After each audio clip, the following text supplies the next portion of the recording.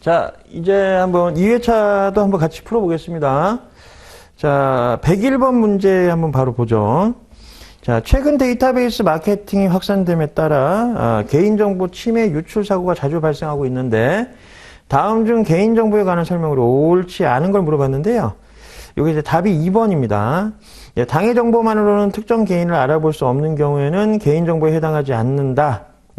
그런데 또한 다른 정보와 결합하여 개인정보를 알아볼 수 있는 경우라도 개인정보에 침해에 해당하지 않는다 그랬는데 아니죠. 요거는 이제 침해에 해당하는 겁니다. 그러니까 예를 들어 이름만 아는 경우에는 뭐 동명이인일 수 있으니까 그 사람을 누구라고 특정할 수 없지만 이름하고 이메일이나 이름이나 전화번호 등을 통해 가지고 아니면 이름하고 생년월일을 통해서 어떤 개인을 특정할 수 있다면 그것도 개인정보 침해가 되는 거예요. 그래서 두 가지 정보 이상이 합쳐져 가지고 어떤 사람을 특정할 수 있게 된다면 그건 개인정보에 해당하는 거고 그러면 개인정보 침해에 해당하는 거죠. 그래서 답이 2번이에요. 2번. 자, 그리고 2번 보겠습니다. 102번. 다음 중 현대적 인사고과의 특징으로 알맞는 걸 물어봤습니다. 알맞는 거.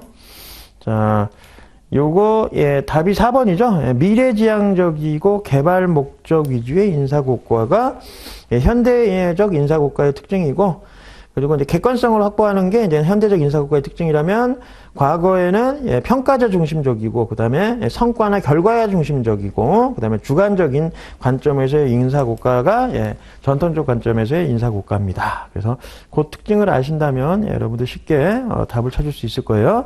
그래서 제가 해설에도 전통적인 방식의 인사고과, 현대적 관점에서의 인사고과에 대해서 두 가지를 구별해서 잘 설명을 해놨으니까 그걸 좀 참고하시면 될 것 같아요. 그리고 3번 다음에서 설명하고 있는 적대적 M&A 방어 수단은 뭐냐 했는데 이 적대적 M&A 공격 방법, 방어 방법이 있는데 특히 방어 방법을 좀 정리를 잘 해놓으시라고 했죠.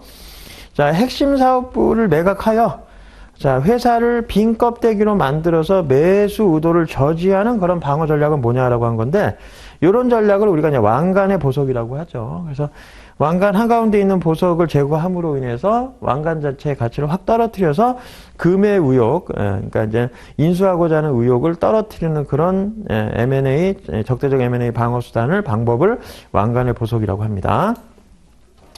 자, 그리고 뭐 나머지 공격이나 방어 방법도 내용이 나오는데 방어 방법에 대한 내용이 있는데 그거는 제가 특강 시간에도 한번 얘기를 했던 내용들이라 여러분들이 그걸 좀 참고하시면 충분히 다 이해할 거라고 봐요. 자, 그리고 4번 다음의 내용을 보고 판매비와 관리비의 총액은 얼마인가라고 했습니다. 자, 4번 내용을 보니까 우선은 매출액 줘줬고요. 뭐 매출원가 줘줬는데 지금은 이제 판매비와 관리비 총액을 물어봤기 때문에 매출액이나 매출원가는 의미가 없죠. 판매비, 관리비 해당하는 항목들만 찾아가지고 다 더해주면 되는 거죠. 자, 기부금, 이자 비용, 요거는 영업의 비용이기 때문에 영업 비용에 해당하는 판매비와 관리비에 해당하지 않아요. 그래서 이 기부금, 이자 비용은 영업의 비용.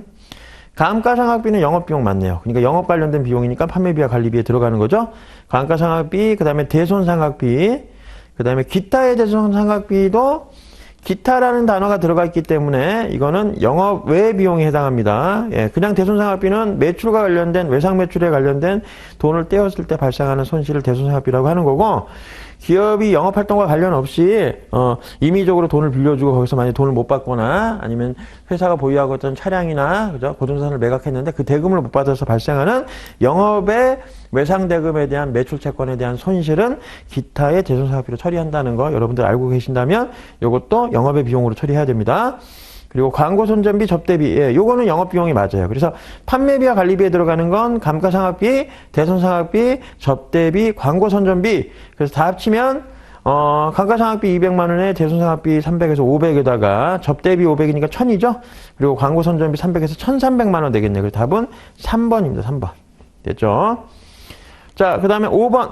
회계 순환 과정으로 올바른 걸 물어봤습니다. 회계 순환 과정은 처음에 이게 회계상의 거래인지를 먼저 구분을 해줘야 돼요. 회계상의 거래가 되려면 자산부채 자본 수익 비용의 변환이 증감 변환이 생겨야지만 회계상의 거래라고 얘기 드렸죠. 그래서 처음에 회계상의 거래인지를 거래로 식별하고 그리고 그게 만약에 회계상의 거래라면 그걸 붕괴를 합니다. 그죠? 장부에 기록하는 붕괴. 그리고 붕괴된 내용들을 다시 옮겨 적는 작업을 우리가 정기라고 해요. 예. 총계정원장을 옮겨 적는 걸 정기라고 하고, 그리고 결산 붕괴를 하는데 그 붕괴를 하기 전에 시산표를 만들어 봐가지고 이상이 있는지 없는지를 검증을 합니다. 그걸 시산표인데 결산 붕괴 이전에 작성하면 수정 전 시산표라고 하고, 결산 붕괴 이후에 작성하는 시산표를 수정 후 시산표라고 그래요. 그래서 결산 붕괴를 중심으로 수정 전 시산표하고 수정 후 시산표로 나눌 수가 있어요. 그래서 시산표는 오류를 검증하는 기능이 있다 그랬죠. 그래서 여러분들이 붕괴하면서 원장에 기록할 때 혹시 오류가 없었는지 그걸 검증하기 위해서, 검토하기 위해서 시산표를 작성합니다. 자, 그래서 처음에 거래식별, 그리고 그걸 붕괴하고, 정기하고, 수정 전 시산표 작성하고, 그 다음에 결산 붕괴하고, 또 수정 후 시산표 작성해가지고, 이상이 없는지를 검증을 하는 거죠. 그래서 답은 1번이 되겠습니다. 1번. 자, 그리고 6번은 다음 중 회계상의 거래에 해당하는 걸 물어봤네요. 예, 조금 전에 얘기한 것처럼 이제 거래의 식별이 회계상의 거래냐 아니냐를 구별하는 건데, 회계상의 거래가 아닌 대표적인 사례가 어떻어요? 단순히 약속만 하거나, 단순히 주문만 하거나, 그죠? 단순히 계약서만 쓰는 거, 계약만 하는 경우, 이런 거는 회계상의 거래가 아니라고 했습니다. 자, 그래서 1번, 재고자산이 화재로 소실됐다. 요거는 재고자산 자체가 자산이 감소한 거잖아요. 소실됐으니까. 회계상의 거래가 맞아요. 근데 2번에 종업원은 월급 미만을 채용했다. 채용만 한 거 가지고 아직 회계상의 거래가 아닌 거죠. 그리고 3번도 보시면 상품을 주문했어요. 그죠? 요것도 회계상의 거래가 아니고, 그리고 임대차 계약을 했다. 그 다음에 5번에 약속을 했다. 다 회계상의 거래가 아니라고 보시면 되겠습니다. 됐죠? 그래서 답은 1번이죠, 1번. 자, 그리고 107번 문제죠, 107번. 제가 좀 잘못 봤나요? 맞네요, 107번. 107번이죠? 자, 시산표에서 발견할 수 있는 오류는 뭐냐 물어봤는데, 조금 전에 시산표라는 게 오류를 검증하는 기능이 있다고 그랬잖아요. 근데 이제 오류를 검증할 때, 가능한 오류하고 불가능한 오류가 있어요. 그래서 시산표로 가능한 오류는 어떤 오류냐면, 대차 평균의 원리를 이용해서 왼쪽과 오른쪽의 금액이 다른 경우는 그런 오류는 찾을 수가 있는데, 처음부터 거래 자체를 붕괴를 안 하거나 그냥 왼쪽과 오른쪽을 반대로 뒤집어서 기록했을 때는 시산표에서 검증이 안 돼요. 왜냐하면 왼쪽과 오른쪽의 금액의 차이가 발생하지 않기 때문에. 자, 그래서 여기서 발견할 수 있는 오류는 어떠냐면 비품을 현금으로 구입한 거래를 2번 하여 반복하여 기록했으니까 한 번 비품 현금 기록하고 또 한 번 기록했다 그러면 어차피 대차 금액만 같다 그러면 이런 건 찾을 수 없죠, 오류로. 근데 이제 3번에 보시면 사채 계정의 잔액을 매도 가능 증권에 차변에 기입했다라고 했는데 요 3번 오류 같은 경우가 사채라는 거를 사채는 부채인데 매도 가능 금융자산은 이게 자산 계정이거든요. 그래서 부채에 기록할 걸 자산에 기록했다 그러면은 차변에만 2번 기록한 꼴이 된 거니까. 그죠? 그래서 왼쪽과 오른쪽 금액이 달라지는 거죠. 그러니까 여기에 기록할 걸 기록 안 하고 여기다 기록했으면 이쪽 금액이 커질 거 아니에요. 그죠? 한쪽 금액이. 그런 오류는 찾을 수가 있는 거죠. 예, 그래서 요거 3번이 틀린 거예요. 자, 근데 이제 2번 지문 같은 경우 보시면, 건물 계정의 잔액을 투자부동산 계정. 이것도 건물 자체가 자산인데, 투자부동산도 자산이거든요. 그러니까 이제 계정 과목은 잘못 기록했을지 모르지만, 금액은 잘못된 게 없죠. 왜냐면 자산 계정에 그러니까 차변에 기록할 걸 차변에 그대로 기록하긴 했잖아요. 단 계정 과목을 잘못 쓴 거지. 건물 계정을 써줘야 될 걸 투자부동산이라는 계정 과목을 썼으니까. 근데 둘 다 자산 계정이니까 사실은 어떻든 차변에 둘 다 기록해야 될 걸 차변에 기록했기 때문에 대차의 차이는 발생하지 않는다는 거죠. 그리고 4번 개발비 계정의 잔액을 연구비 계정으로 차변에 기입했다 그랬는데 개발비는 자산이고 연구비는 비용 계정이거든요. 근데 어떻든 자산의 증가도 차변이고요. 그죠? 비용의 발생도 차변이기 때문에 그죠? 그래서 어차피 차변에 기록하고 차변에 기록했기 때문에 그죠? 대차 차익이 생기지 않는다는 거. 그래서 거래처와의 거래를 착오로 기입하지 않았으면 왼쪽과 오른쪽 전체 둘 다 기록을 안 했다는 거니까 어차피 대차 차이가 생기지 않습니다. 그래서 그런 오류들은 찾을 수가 없죠. 그래서 사실 7번 문제는 좀 어려운 문제긴 해요. 그죠? 요 의미를 정확하게 되새기기가 쉽지 않은 문제긴 합니다. 자, 그 다음에 8번. 자, 다음 보기 중 심리적 기준에 따른 가격 결정 방법이 아닌 걸 물어봤는데, 심리적 기준에 따른 가격 결정 방법 대표적인 게 뭐예요? 단수 가격 나오고, 그죠? 촉진 가격, 관습 가격, 명성 가격, 이런 것들이 대표적인 심리 가격에 따른 가격 결정 방법입니다. 자, 그래서 그거 생각하신 다음에 답은 3번이죠. 목표 가격 결정은 뭐 심리 가격 기준하고 아무 상관이 없죠. 그래서 요거는 이제 원가 기준의 가격 결정 방법이라고 보시면 되겠습니다. 그래서 3번이 잘못된 거죠. 3번. 자, 그러면 이제 9번 문제 볼까요? 109번. 자, 다음 중 촉진 믹스에 관한 설명으로 옳지 않은 걸 물어봤죠. 옳지 않은 거. 자, 촉진 믹스. 자, 내용을 보면 1번 광고보다 홍보의 신뢰성이 더 높다. 광고보다는 홍보가 신뢰성이 더 높습니다. 가장 신뢰성이 떨어진 게 광고죠. 불특정 다수를 대상으로 하기 때문에. 그리고 2번 광고는 광고주를 명시하고 유료성을 원칙으로 하되 홍보는 광고주를 명시하지 않고 무료성을 원칙으로 한다. 이것도 정확한 설명이고요. 세 번째, 광고는 비인격적 매체를 통해서 메시지를 전달한다라고 했죠. 이것도 맞죠. 비인격적 매체라는 게 보통 이제 사람이 전달하는 게 아니라, 그죠? 매스미디어를 활용한, 그죠? 전달 방식이기 때문에 그런 거죠. 그리고 4번. 판매 촉진은 광고, 인적 판매 등 이외의 촉진 수단으로서 강력하고 신속한 반응을 기대할 수 있지만 그 효과는 주로 장기적이 아니라 단기적이죠. 단기적. 그래서 이 표현이 틀렸네요. 단기적인데 장기적이라고 표현했기 때문에 나머지는 다 맞는 표현이고, 그래서 4번이 틀렸습니다. 자, 그리고 5번. 산업재는 인적 판매가 광고비 지출보다 효과적이다 그랬죠. 그렇죠. 산업재 같은 경우에는 인적 판매가 가장 효과적이고, 그죠? 그리고 이 소비재 같은 경우에는 광고비가 가장 효과적입니다. 광고가. 그래서 인적 판매는 산업재 활용하는 게 효과적이고, 광고는 소비재 활용하는 게 효과적이다. 이렇게 보시면 되겠어요. 자, 그리고 10번. 서비스 구매에 관한 소비자 행동 모델이 유형 제품 구매에 관한 모델보다 상대적으로 복잡한 이유는 뭐냐? 왜냐면 서비스가 갖고 있는 기본적인 특징 때문에 그렇죠. 그죠? 서비스는 어떤 특징을 가지고 있습니까? 우선 무형성이라는 특징도 가지고 있고, 그죠? 이질성이라는 특징, 그 다음에 소멸성, 그 다음에 비분리성이라는 특징을 갖고 있지 않습니까? 이런 복합적인 요소들 때문에 서비스는 일반적인 유형 제품보다 상대적으로 구매하는데 좀 더 복잡하게 구매를 하게 되는 거죠. 자, 그래서 요 4번에 대한 내용 보시면 서비스의 특성인 동시성에 의해서 소비와 구매가 동시에 이루어지기 때문이다. 그러니까 이걸 한번 선택을 해서 이 소비를 하게 되면 그 시점에 바로 소비가 일어나기 때문에, 그죠? 어디에 보관해 놨다가 나중에 구매하고 이런 게 아니잖아요. 그러니까 생각할 겨를이 짧을 수밖에 없으니까 더 신중하고 더 복잡하게 생각하는 건 당연한 겁니다. 그래서 답은 4번이 되는 거죠. 4번. 자, 11번 보죠. 자, 111번이죠. 다음에서 설명하고 있는 표본 추출 방법은 뭐냐? 자, 마케팅 조사를 할 때, 자, X라는 상표를 소비하는 전체 모집단에 대해 구매량을 중심으로 빈번히 구매하는 사람 또는 가끔 구매하는 사람으로 분류하고 각각의 집단에서 무작위로 일정한 수익 표본을, 이미 표본을 추출하는 그런 방법은 뭐냐 했으니까 무작위로 추출하기 때문에 확률적 모형으로 접근한 거고, 그죠? 그 다음에 많이 구매하는 사람들과 적게 구매하는 사람들로 구분을 해서 계층을 구분한 후에 구매하는 방식이기 때문에 요거는 층하 추출 표본이죠. 표본 추출이죠. 그래서 답은 3번이죠. 이게 만약에 비확률 모형으로 접근했다 그러면 할당에 해당합니다. 할당. 그죠? 근데 이거 확률 모형이기 때문에 무작위로 추출했다 그랬으니까 층하 표본이에요. 그래서 요걸 제가 예시로 많이 드는 게 전국 대한민국에 있는 서점들, 그죠? 서점들이 큰 서점도 몇 개 있고, 그 다음에 중형 서점, 그 다음에 아주 영세한 소형 서점들도 많은데, 그냥 대한민국에 있는 모든 서점들 중에서 일부분을 이제 샘플링을 한다고 하면, 대한민국에 있는 전체 서점의 평균 매출을 대표할 수 있다고 볼 수 없죠. 그래서 이때는 어떻게 하는 게 좋습니까?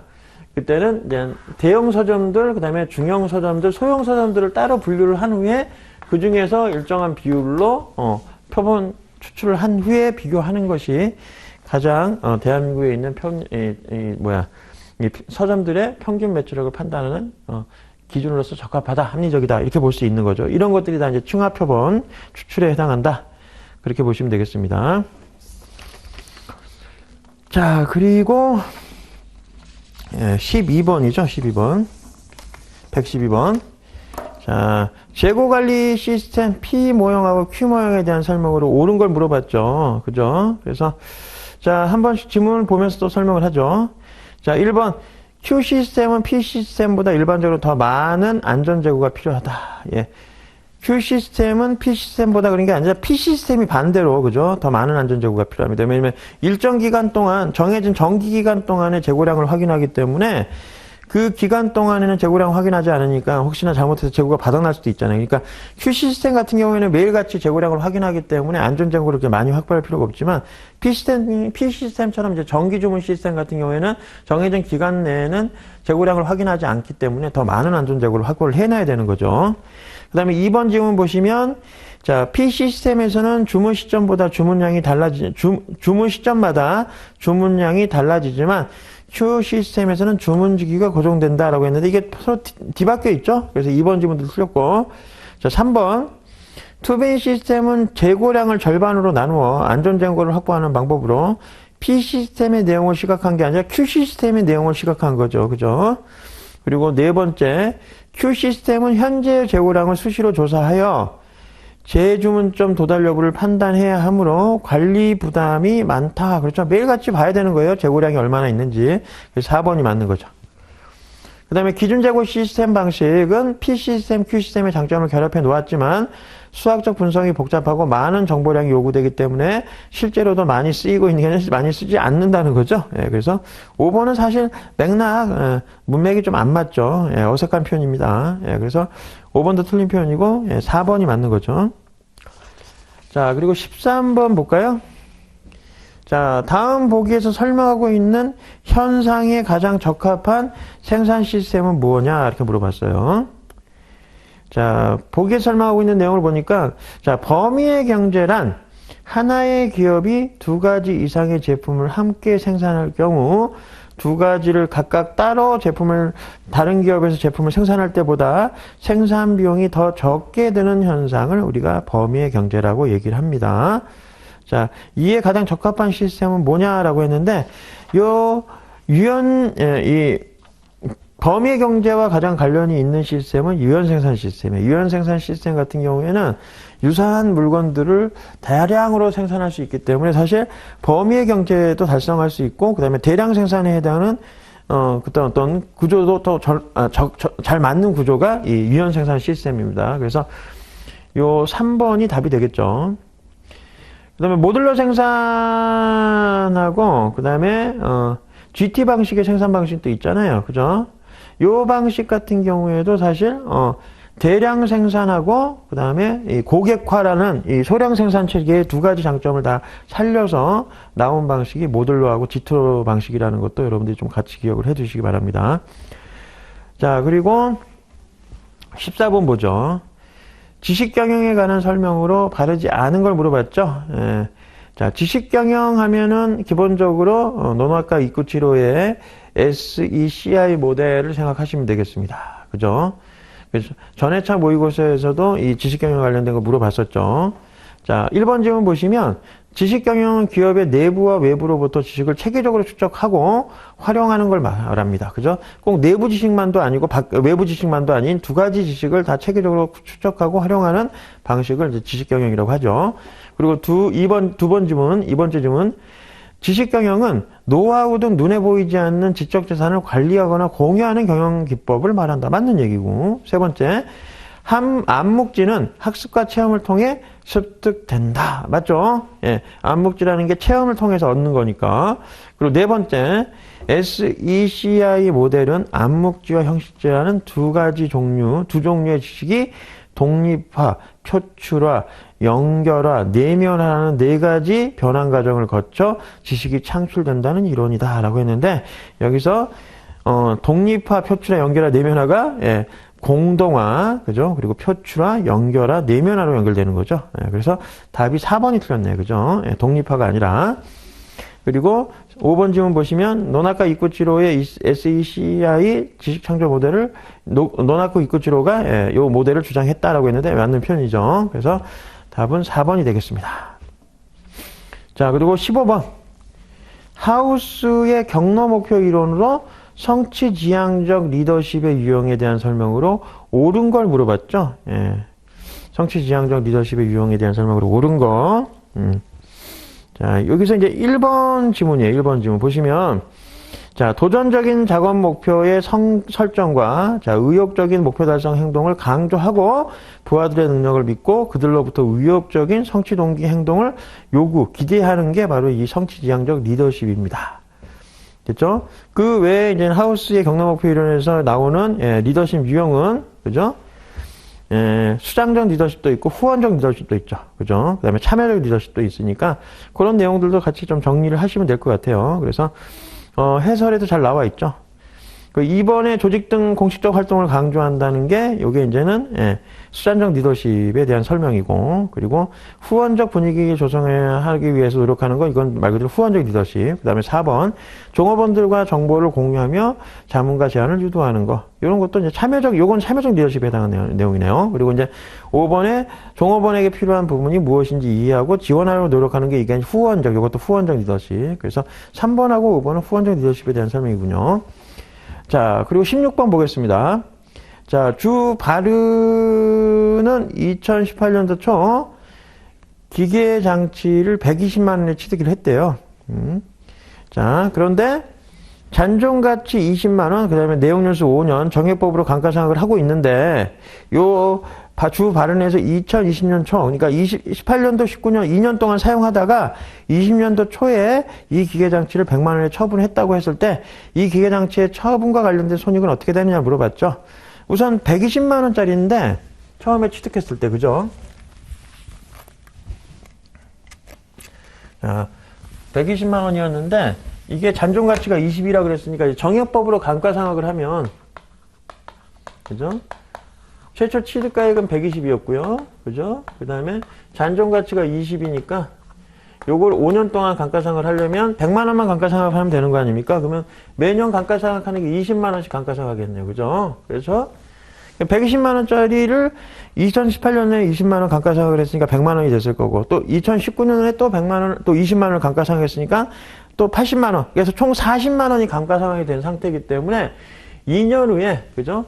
이 120만 원짜리가 X 18년 초에 샀을 때만 해도 120만 원이었죠. 그죠? 근데 18년 말, 그 다음에 19년 말까지 됐을 때 보면 요때 120만 원에서 20만 원 감가상각을 했기 때문에 잔고 가치는 100만 원짜리가 돼 있는 거예요. 그리고 요 100만 원짜리를 또 요때 감가상각을 한 번 더 했잖아요. 20만 원. 그래서 요때 가치가 이제 80만 원이 돼 있는 거란 말이죠. 근데 이제 80만 원짜리를 얼마에 팔았냐면요. 100만 원에 팔았으니까 처분 이익이 생기겠네. 20만 원. 그죠? 그래서 답은 1번이 되는 거다. 1번.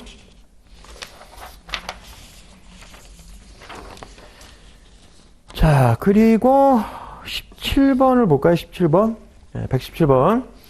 다음에서 설명하고 있는 조직 행위 변화에 대한 강화 전략의 유형은 뭐냐? 요거 강화 이론도 여러분들 정리를 잘 하셔야 되고, 특히나 강화 이론 말고 우리 학습 이론 쪽도 정리를 잘 하셔야 됩니다. 그죠? 그래서 이거 제가 특강 시간에도 많이 얘기를 했었기 때문에 강조하는 부분들은 여러분들이 정리를 잘 하셔야 돼요. 그죠?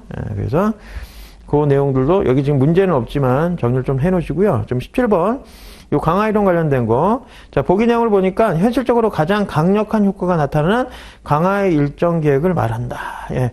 강화의 정도가 가장 오랫동안 지속되는 거는 우선은 고정법보다는 변동법이 더 강화의 효과가 오랫동안 지속되고요. 그 다음에 간격법보다는 비율법이 강화의 정도가 더 오랫동안 지속됩니다. 그렇기 때문에 변동 비율법이 강화의 정도가 가장 일정하게 오랫동안 지속된다라고 보시면 돼요. 그래서 답은 4번이 되는 거죠. 4번. 그죠? 결국 강화의 정도라는 건 기업이 요구하는 바람직한 행동이 얼마나 오랫동안 지속되느냐를 의미하는 거라고 보시면 돼요. 자, 18번 보죠. 다음 중 태도를 구성하는 요소로만 구성된 거. 자, 태도를 구성하는 거. 제가 이제 김 부장님 많이 예를 드는데, 자, 엘리베이터를 딱 타려고 오늘 아침에 출근을 딱 하는데 엘리베이터 안에 내가 싫어하는 김 부장님이 딱 계시다고 하면, 그때 처음에 김 부장님을 인식하는 걸 인지적 요소라고 하죠. 그리고 그 김 부장님을 보면서 느끼는 감정, 아우, 김 부장님 보기 싫어. 이런 식으로 생각하는 감정이, 이게 감정적 요소입니다. 그리고 그 김 부장님을 보고 두 가지 행동을 보일 수가 있어요. 예, 계단으로 그냥 올라가거나 피해서 아니면 그래도 김 부장님한테 가서 인사를 드리고 같이 엘리베이터를 타는 두 가지 길을 선택할 수가 있게 행동적 요소입니다. 그래서 이 태도를 구성하는 요소는 인지적 요소, 그 다음에 감정적 요소, 그 다음에 행동적 요소가 있다라는 거. 그래서 A, D, E가 되겠죠. A, D. 그럼 답은 3번이겠죠. 3번. 예. 자, 그 다음에 19번. 인적 자원의 모집과 관련된 설명으로 옳지 않은 걸 물어봤습니다. 인적 자원의 모집과 관련된 설명으로 옳지 않은 것. 자, 1번 질문 보니까, 예. 네포티즘이란 가까운 친족들에 의한 내부 인력 모집이라 그랬는데, 예, 네포티즘이 말 그대로 이제 족벌주의라는 의미를 담고 있고, 그 다음에 친족 등을 이제는 등용하는 그런 걸 이제 네포티즘이라고 해요. 그래서 요 외부에 있는 친척들을 채용하는 걸 이제는 의미하기 때문에 내부 인력 모집이 아니라, 기업의 내부 인력을 가지고 승진하는 게 아니라 외부의 자기 친인척들을 데리고 와가지고 이제는 회사에다 꽂아놓는 거잖아요. 낙하산. 그러니까 외부 인력 모집이라고 설명을 해야겠죠. 그래서 1번이 틀린 거죠. 나머지 내용들은 다 맞는 질문이니까 여러분들이 좀 정리를 하시면 될 것 같고요. 그 다음에 이제 20번. 임금 관리에 있어 임금 수준, 임금 체계, 임금 형태의 세 가지를 결정하여야 한다라고 했어요. 자, 그리고 임금 관리를 위해서는 이 공정성, 적정성, 그 다음에 합리성이라는 요 등의 원칙이 지켜져야 된다. 임금 수준은 공정성하고 관련된 거고, 임금 체계가 적정성, 그 다음에 임금 형태가 합리성과 관련된 거라고 보시면 되겠습니다. 자, 다음 중 합리성의 원칙을 지켜야 하는 것과 가장 관련이 높은 건 뭐냐라고 했는데, 예, 임금 형태죠. 임금 형태. 그래서 임금 형태라고 하면 이게 이제 직무급이냐, 연공급이냐, 아니면은 뭐 자격급이냐, 직능급이냐를 구분하는 걸 임금 형태라고 해요. 그래서 임금의 합리성을 구해서하니까 이 직무급은 뭘 기준으로 나누는 거죠? 예, 직무의 상대적 가치에 따라서 급여 수준을 달리 주는 게 직무급이고, 연공급 같은 경우는 여러분들 호봉수에 따라서 월급을 주잖아요. 그죠? 예를 들어 공무원들 같은 경우 아니면 군인들도 보면 뭐 9급 1호봉, 2호봉, 3호봉 그 다음에 뭐 8급 1호봉, 2호봉, 4호봉 그죠? 자기가 이제 연식, 그 다음에 직급에 따라서 급여 계산 방식을 달리해서 급여를 달리 지급하는 거, 요런 거를 예, 임금 형태라고 합니다. 자, 그리고,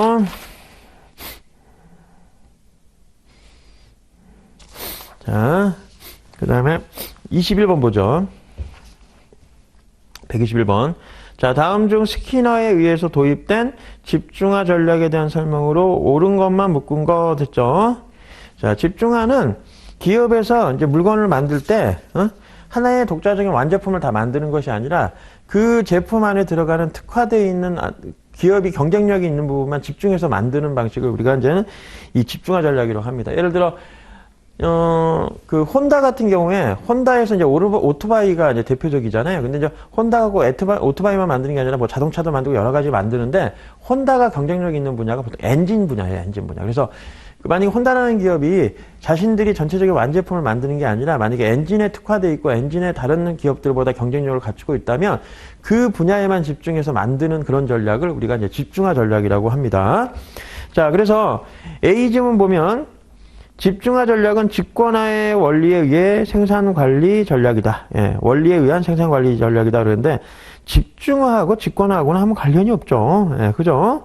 그래서 요 집권화의 원리에 의한 생산관리 전략이라고 하는데 이건 틀린 표현이고, 자, 두 번째 간접비를 감소시키고, 그죠? 간접비를 감소시키고 핵심 사업에 자본을 집중하여 투자하기 때문에 제품의 질이 향상된다. 그러니까 이제 하나에만 올인하게 되면 불필요하게 주변에 나가는 여러 가지 잡다한 비용들을 줄일 수가 있겠죠. 왜냐면 핵심적인 하나의 분야에만 집중적으로 투자를 하기 때문에. 그래서 당연히 간접비의 비중을 감소하게 되고요. 거기에 따라서 제품의 질을 향상시킨다. 이 두 번째 표현은 맞는 얘기입니다. 그리고 세 번째, 각 공장이나 설비에 여러 개의 사명을 부여하여 생산력을 집중화하고자 하는 주장이다라고 했는데 이것도 틀렸죠. 하나의 사명을 부여하는 것이 여러 개의 사명을 부여하는 방식이 아니에요. 그리고 이런 방식을 공장 내 공장이라는 개념으로 PWP라고 해서 Plant Within Plant라고도 표현을 합니다. 그래서 네 번째 지문이 공장 내 공장, 예, Plant Within Plant라고 해서 요걸로 구체화한 사업 전략이다라고, 생산 전략이다라고 했는데 요 네 번째도 맞는 표현. 그래서 B하고 D가 들어간 게 답이니까 예, 답은 3번이 되겠죠. 3번. 됐죠? 자, 그리고 22번 보겠습니다. 다음 중 주식회사 기관에 대한 설명으로 알맞지 않은 걸 물어봤죠? 자, 주식회사. 기관은 여러 개가 있는데 주식회사의 최고 의사결정 기관에 해당하는 기관은 주주총회라는 거 여러분들 알고 계시죠? 자, 내용 보죠. 1번. 이사회는 주식회사의 필수기관이다. 필수기관에 해당합니다. 그리고 두 번째, 대표이사는 대내적으로 회사의 업무를 집행을 총괄한다. 맞죠? 대표이사가 업무를 총괄하는 거 맞고. 세 번째, 이사회는 회사의 업무 집행에 관한 의사를 결정하기 위해 이사로 구성된 상설기관으로 업무에 관한 의사결정 활동과 감사 활동을 한다라고 했는데, 업무에 대한 의사결정 활동을 하는 거지만 감사를 하는 건 감사죠, 감사. 감사 활동을 하는 사람은 감사예요. 그래서 감사회나 감사이기 때문에 요건 이사회에서 하는 활동이 아니에요. 그래서 세 번째가 틀렸네요. 그 다음에 이사 얘기를 하다 보니까 하나 더 생각나는 게 뭐냐면 사내이사하고 사외이사가 있을 수 있어요. 그러니까 이제 회사 내에 일하는 이사를 이제 사내 이사라 그러고요. 회사 외부의 어떤 자원, 어떤 인사들을 초빙을 해서 그 사람들을 통해 가지고 이제는 회사 내부의 어떤 여러 가지 업무 집행에 대해서 어느 정도 이제 견제책으로 관리 감시 활동을 할 수 있도록 만든 걸 이제 사외이사라고 합니다. 그래서 사외이사 같은 경우에는 보통 이제 상시 업무를 보는 건 아니지만 비상근으로서 내는 어떤 회사의 중요한 업무를 집행할 때 그 의견을 조율하거나 의견 주장에 대한 여러 가지 내용들에 대해서 관리하고 감독하는 그런 활동을 하는 걸 사외이사라고 합니다. 그래서 그 내용도 좀 같이 정리를 해 놓으시고, 자, 그럼 네 번째, 주주총회는 회사 내부에서 회사의 주요 사항에 대해 결정하는 최고 의사결정 기관 맞습니다.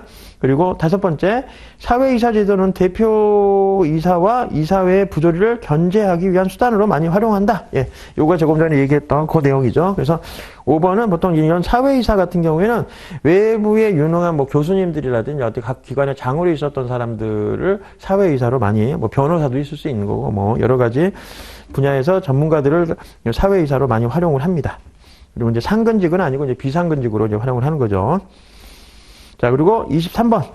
다음 쪽 옵션에 대한 설명으로 옳지 않은 걸 물어봤는데요. 자, 옵션 하면은 이제는 풋옵션하고 콜옵션이 있다는 개념 여러분들 알아두시고, 또 하나가 미국식 옵션하고 유럽식 옵션의 차이점도 여러분들이 알아주셔야 돼요. 그죠? 그래서 옵션에는 보통 이제 만기일하고 행사가격이라는 게 주어지잖아요. 그죠? 그래서 미래 장래 그 만기일이 됐을 때 주어진 가격으로 권리를 행사할 수 있을 때 그 주어진 가격을 행사가격이라고 하고, 그때 살 수 있는 권리를 심어놓는 이 옵션을 콜옵션이라고 하고, 팔 수 있는 권리를 심어놓은 옵션을 우리가 이제 풋옵션이라고 하는 거죠. 그래서 콜옵션과 풋옵션의 개념을 여러분들이 알고 있어야 돼요. 자, 그래서 1번 보시면 미국식 옵션은 만기일 이전에 언제든지 옵션을 행사할 수 있다. 맞습니다. 유럽식 옵션 같은 경우에는 만기일 이전이라도 언제든 권리 행사가 가능한 걸 미국식 옵션이라고 그러고, 유럽식 같은 경우에는 만기일이나 만기일 바로 직전에만 행사가 가능한 거죠. 그죠? 만기일 이후나. 그래서 두 번째 지문도 맞는 얘기죠.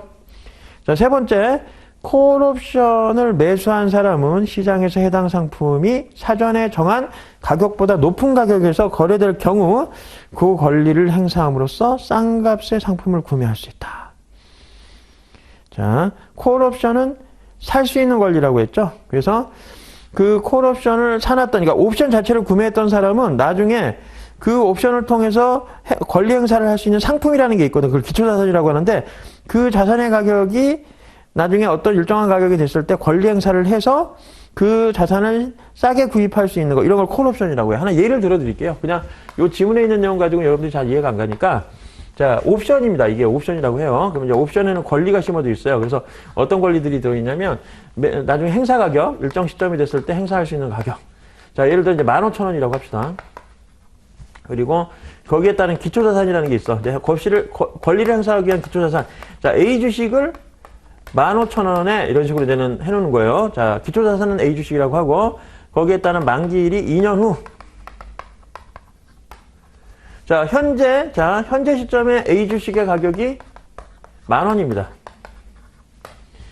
자, 근데 이제 2년 후에는 이 주식이 어떻게 될지 몰라요. 자, 2년 후에 A 주식의 가격은 어떻게 될지 모르는 거죠. 근데 자, 이 옵션은 이 A라는 주식을 나중에 15,000원에 살 수 있는 거야, 2년 후에. 그래서 이 옵션이 현재 시장에서 만약에 1,000원에 거래되고 있어.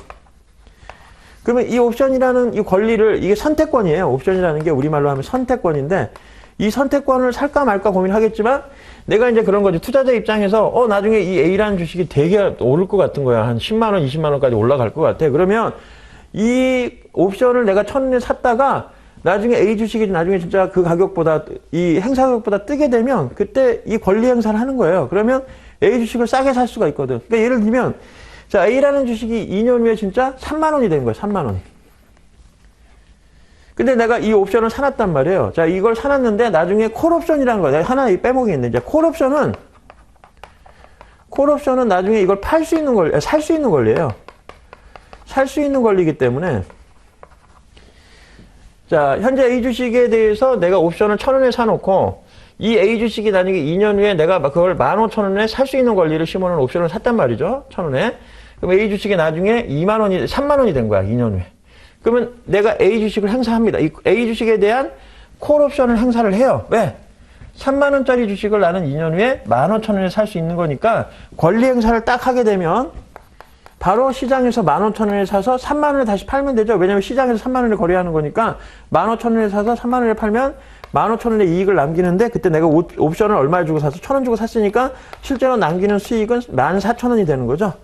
자, 이런 식으로 거래하는 게 콜옵션이고 지금처럼 행사 가능한 가격대에 위치했을 때를 내 가격 상태에 있다라고 얘기합니다. 내 가격 상태. 예. 근데 거꾸로 A가 그러면 A 주식이 그때 3만원이 아니라 말 그대로 12,000원이 된 거야. 오르긴 올랐는데 그게 많이 올랐어. 그러면 그 시점에 내가 2년 후에 이 옵션을 행사를 할까요? 이때는 행사 안 하겠죠. 왜냐면 시장에서 12,000원에 살 수 있는 걸 굳이 권리 행사를 해서 15,000원에 살 필요가 없으니까 이럴 때는 옵션을 권리를 포기합니다. 콜 옵션을 포기하는 거예요. 살 수 있는 권리를 포기해. 그래서 옵션을 선택권이라고 하는 건 뭐야? 선택할 수 있기 때문에 권리를 행사해도 되고 행사 안 해도 되니까 옵션이라고 표현하는 거죠. 그래서 이럴 경우에는 지금처럼 이런 권리 행사를 하지 않는 가격대에 위치했을 때를 외 가격 상태라고 합니다. 외 가격 상태. 됐죠? 그래서 이 내용까지 같이 정리를 하셔야 되는데, 자, 그럼 4번 질문 볼까요? 이제 3번 질문은 이해 갔죠? 자, 4번. 옵션의 기초자산을 특정일에 매도할 수 있는 권리를 옵션 매입자에게 부여하는 것을, 콜옵션이라고 한다. 이거는 매도할 수 있는 권리는 팔 수 있는 권리죠? 살 수 있는 권리가 아니라 매도할 수 있는 권리는 팔 수 있는 권리. 팔 수 있는 권리는 풋옵션이라고 하는 거예요. 풋옵션. 예, 풋옵션. 예. 그렇기 때문에 4번 질문이 틀렸네요. 그리고 5번 질문 보니까 행사 가격이란 미래에 거래해야 할 기준으로서 계약서상에 명시되어 있는 가격을 말한다. 예. 이걸 행사 가격이라고 하는 거고요. 자, 24번 보죠. 다음 보기의 내용을 보고 영업이익을 계산해라. 이렇게 나왔습니다.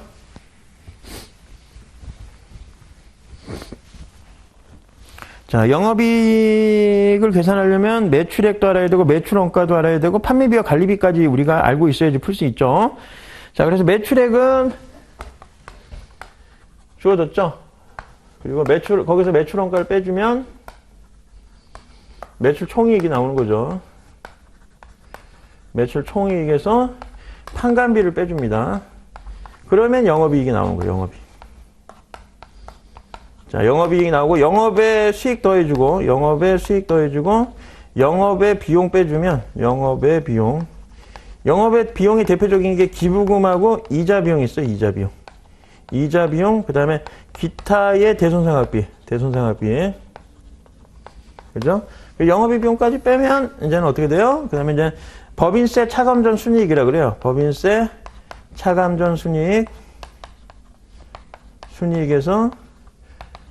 순이익에서 세금 이제 법인세를 딱 빼주면 그 밑에가 이제 당기순이익이 나오는 겁니다. 당기순이익. 여러분들 당기순이익이 이렇게 끝에서 나오는데 어쨌든 여기까지 당기순이익까지 계산하는 문제는 아니고 지금은 영업이익을 계산하라고 했죠. 그래서 매출액이 10만 원. 그리고 매출 원가가 5만 원입니다. 그러면 매출 총이익을 계산하면 5만 원 나오겠죠? 거기서 이제 나머지 비용이 있는지 보면 되는데 이자 비용하고 기부금은 영업의 비용이기 때문에 밑에 들어가는 거고요. 감가상각비는 여기 맞네. 예, 감가상각비는 판매비와 관리비 들어가요. 3,000원. 그리고 대손상각비도 여기 들어가는 게 맞아요. 2,000원.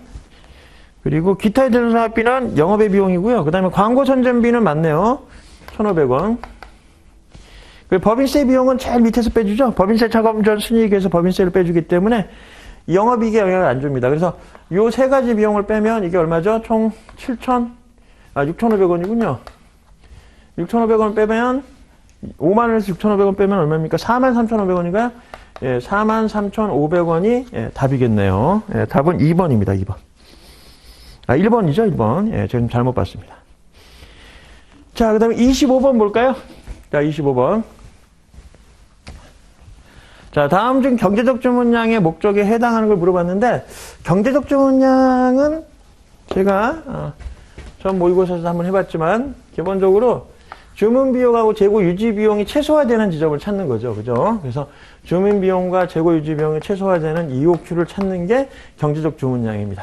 그래서 이게 이제 주문 비용이고, 여기 이제 재고 유지 비용이죠. 재고 유지 비용. 여기 이제 재고량이라고 했을 때 Q, 여기 이제 비용이죠. 비용. 원가. 그래서 그 두 가지 비용을 합산한 이 그래프의 최저점을 찾는 게 이 지점의 주문량을 경제적 주문량이라고 하는 거죠.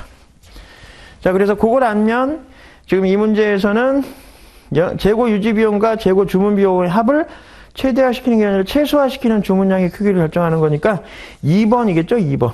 그죠? 2번. 자, 그리고 우리가 요거는 기본적으로 식으로도 그대로 다 표출이 되어 있잖아요. 전 시간에도 한번 얘기했지만, 자, EOQ는 연간 수요량하고, 그 다음에 한 번 주문할 때 1회 주문 비용에서 한 단위의 재고를 보관할 때 들어가는 보관, 재고 유지 비용, 요 세 가지가 변수가 고려가 된다는 거, 경제적 주문량을 계산할 때, 요거까지 알아두시고, 요거 계산 문제도 나올 수 있기 때문에 여러분들이 요 식 자체도 외우고 계셔야 됩니다. 자, 하여튼 여러분들 모의고사까지 해서 제가 정리를 잘 해드렸는데, 이제 시험이 얼마 남지 않았으니까 여러분들, 마무리 정리 잘 하셔서, 좋은 결과가 있기를 기원하겠습니다. 여러분들 수고하셨습니다.